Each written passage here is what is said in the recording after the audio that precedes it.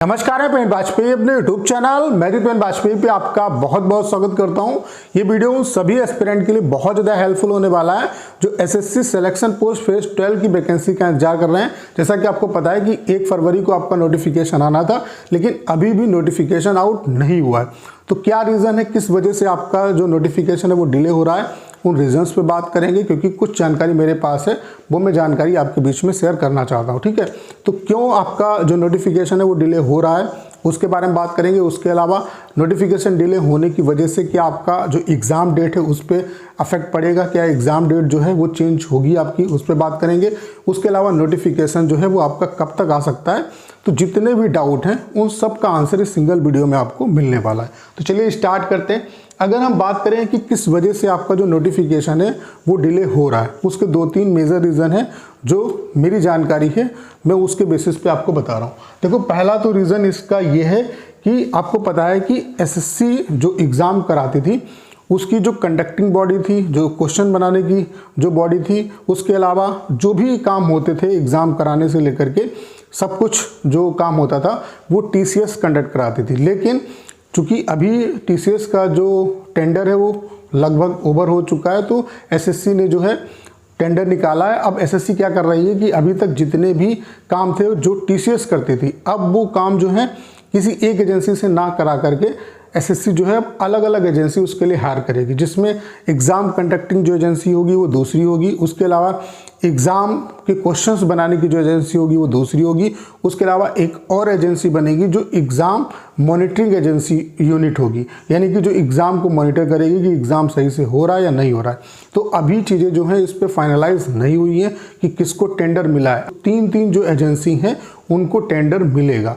अब चूँकि ये टेंडर तो निकाल चुकी है एसएससी, लेकिन टेंडर किसको मिला है, कौन सी जो एजेंसी है वो फाइनलाइज की गई है, क्या टीसीएस को ही दोबारा टेंडर मिला है, अभी इस पे कोई भी जानकारी किसी के पास नहीं है। हाँ, टेंडर एसएससी ने जरूर निकाला है। तो सबसे बड़ा जो रीज़न है वो यही है कि आपका जो एग्ज़ाम कंडक्टिंग एजेंसी है, क्वेश्चन बैंक को कंडक्ट बनाने वाली जो एजेंसी है, उसका अभी फाइनलाइजेशन नहीं हुआ है, और यही रीज़न है कि आपका जो नोटिफिकेशन है वो डिले हो रहा है। सबसे बड़ा रीज़न यही है। दूसरा रीज़न क्या है कि यहाँ पे कैडर रिव्यू का वर्क चल रहा है। आपकी जितनी भी मिनिस्ट्री हैं, आपको पता होगा एक टाइम पीरियड के बाद जो भी डिपार्टमेंट है वो अपना कैडर का रिव्यू करते हैं। कैडर रिव्यू का मतलब आप इस तरीके से समझ सकते हो, वो ये देखते हैं कि कौन सी वैकेंसी से कितना मतलब इसकी ज़रूरत है या नहीं है, इसकी उपयोगिता अभी एग्जिस्ट करती है या नहीं करती। जैसे मान लेते हैं कि 1990 में कोई वैकेंसी बनी, तो उस चूँकि अब चीज़ें और भी चेंज हो चुकी हैं, तो क्या उसकी रिक्वायरमेंट अभी भी है नहीं है। तो इस चीज़ को देखने के लिए, ताकि मतलब कोई ऐसा तो नहीं कि फालतू की वैकेंसी पे हम रिक्रूटमेंट कर रहे हैं, तो इसके लिए टाइम पीरियड के बाद कैडर रिव्यू होता है। उसमें ये फाइनलाइज होता है कि इस वैकेंसी की ज़रूरत है या नहीं है, उसके अलावा क्या कोई नई वैकेंसी जो है वो क्रिएट करने की ज़रूरत है, उसके अलावा क्या कई वैकेंसी को मिलाकर के एक में मर्ज करने की ज़रूरत है, तो इसके लिए कैडर रिव्यू होता है। तो ये कैडर रिव्यू का जो काम है वो डिपार्टमेंट में चल रहा है, इसकी वजह से भी आपका जो नोटिफिकेशन है वो डिले हो रहा है। तीसरा रीज़न क्या है कि सिलेक्शन फेज 11 की जो वैकेंसी है उस पर भी वर्क चल रहा है। ठीक है, और आपको मैं दिखा देता हूँ, यहाँ पे आप देख सकते हैं डिफरेंट एसएससी की जो रीजनल वेबसाइट है उस पर जाके आप देख सकते हैं कि फेज़ 11 की जो वैकेंसी थी उसका रिजेक्शन लिस्ट और एक्सेप्टेंस लिस्ट जो है वो एसएससी पब्लिश कर रहा है। जैसे कि ये एसएससी ईआर की साइट पे आप देख सकते हैं, यहाँ पे जो एक्सेप्टेंस लिस्ट जो है पोस्ट जो आपकी सिलेक्शन पोस्ट जो 11 की वैकेंसी थी उसकी आ रही हैं, एक्सेप्टेंस लिस्ट भी आ रही हैं और रिजेक्शन लिस्ट भी आ रही है। जैसे कि यहाँ पे आप देख सकते हैं एनआर की साइट पे ये है rejection list of the selection post phase 11, तो ये आपका 16 फरवरी का ही अपडेट है, तो इस पे भी वर्क चल रहा है। तो ये ढेर सारे रीज़न है जिनकी वजह से आपका जो नोटिफिकेशन है वो डिले हो रहा है। सबसे बड़ा रीज़न ये है कि अभी टेंडर फाइनलाइज नहीं हुआ है कि एग्ज़ाम कौन कराएगा। अभी जीडी का एग्ज़ाम होना है, सकता है उसका एग्ज़ाम टीसीएस ही कराए। ठीक है, बाकी ये उम्मीद है कि टीसीएस को ही मिलना चाहिए, बाकी अभी कोई कुछ कह नहीं सकता है कि कौन एग्ज़ाम कराएगा। ठीक है, तो ये चीज़ें हैं, इस वजह से आपका जो नोटिफिकेशन है वो डिले हो रहा है। अब बात कर लेते हैं, इससे जो क्वेश्चन अराइज होते हैं वो ये है कि क्या आपका एग्ज़ाम डेट चेंज होगा।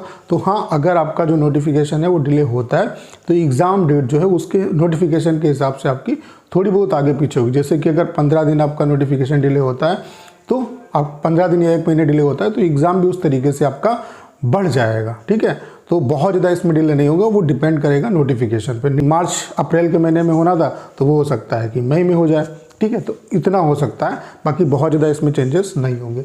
अब बात करें कि नोटिफिकेशन कब तक आ सकता है, तो इसमें भी बहुत ज़्यादा टाइम नहीं लगेगा। मैक्स से मैक्स अगर हो सकता है फरवरी लास्ट में ही आ जाए, नहीं तो मार्च में नोटिफिकेशन आ जाएगा। इसमें बहुत ज़्यादा जो है टाइम नहीं लगेगा क्योंकि कैलेंडर में चीज़ें आ चुकी हैं, तो नोटिफिकेशन आना ये बात बिल्कुल 100% कन्फर्म है। अब इस कन्फ्यूजन में मत रहिए कि नोटिफिकेशन हो सकता ना आए, तो ऐसा नहीं है, नोटिफिकेशन आएगा। अगर कैलेंडर में कोई चीज़ आ रही है तो वो क्लेरिफिकेशन के बाद ही आती है। अगर वैकेंसी आनी नहीं होती तो कैलेंडर में उसका अपडेशन नहीं होता। अगर अपडेशन है तो वैकेंसी आएगी। हाँ, थोड़ा सा डिले हो रहा है, उसका मैंने इशू आपको बता दिया कि क्या इशू हो सकते हैं। उसके अलावा टेक्निकल भी इशू हो सकते हैं, हो सकता है कुछ चेंजेस भी हो रहे हों, ठीक है, तो ये सारी चीज़ें हो सकती हैं। थोड़ा बहुत बदलाव भी हो सकता है, अब वो क्या होता है वो नोटिफिकेशन के बाद ही पता चलेगा। बाकी जो मेजर रीज़न हो सकते हैं आपके डिले होने के वो मैंने आपको बता दिए, तो बहुत ज़्यादा इसमें आपको परेशान होने की ज़रूरत नहीं है। नोटिफिकेशन बहुत ज़्यादा डिले आपका नहीं होगा। बाकी जो आप प्रिपरेशन कर रहे हैं उस प्रिपरेशन को आप करते रहिए। बाकी हमने आपके लिए ऑफिशियल एप्लीकेशन बना दिया, इसको आप डाउनलोड कर लीजिए। यहाँ पे मैं आपको कंप्लीट मैथ्स पढ़ाऊंगा सिलेक्शन पोस्ट फेज 12 की वैकेंसी के लिए। उसके अलावा जितना भी कंटेंट है वो आपको यहाँ पे मिलेगा। उसके अलावा आपके लिए ऑल इंडिया लाइव मॉक भी कराएंगे। यहाँ पे सारा कुछ आपका एप्लीकेशन पे होगा। तो करना क्या है, इसको डाउनलोड कर लीजिए, इसका लिंक डिस्क्रिप्शन और कमेंट बॉक्स में पिन किया हुआ है। तो उम्मीद करता हूँ सारी जानकारी आप अच्छे तरीके से समझ पाए होंगे। करना क्या है, इस वीडियो को ज़्यादा शेयर करना है। उसके अलावा अगर आप चैनल पर नए हैं और आपने अभी तक इसे सब्सक्राइब नहीं किया है तो प्लीज़ चैनल को सब्सक्राइब करना मत भूलिएगा।